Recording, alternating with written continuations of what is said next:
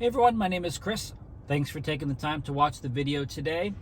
So one of the more common questions we get in relation to SiriusXM is, where can I find my radio ID? Because a lot of times customers come out of vehicles, they are leaving a vehicle with an active subscription that they have paid for. They are looking to transfer that into their new vehicle, even though, brand new vehicles get a year of SiriusXM's All Access, so that's always good.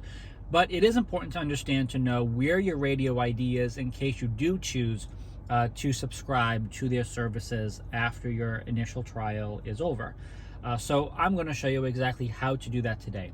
So the very first thing you want to do is you want to open up SiriusXM. So we're going to tap right there, open that up. If you're not already open to SiriusXM, if you're elsewhere, if you're on AM or FM, actually let's just do that to make it so I can actually show you. So we are going to, if we go back home, you can hit media in the corner. All your options show up there. SiriusXM is always at the top. Once we're in SiriusXM, please make sure one of the stations is selected. So the XM preview is fine. It doesn't really matter which one. It's just one of those channels has to be selected.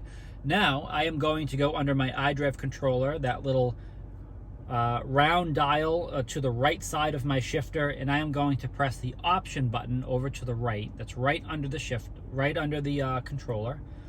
And now I have a list of submenus. So I have all of the different things that I can choose from, but the one I want to go to is subscribe. Once I do, it shows the radio ID at the top. It shows the phone number that you can call, and of course that you have to provide the radio ID during that call. The radio ID, as you can appreciate, is like a VIN number for the vehicle.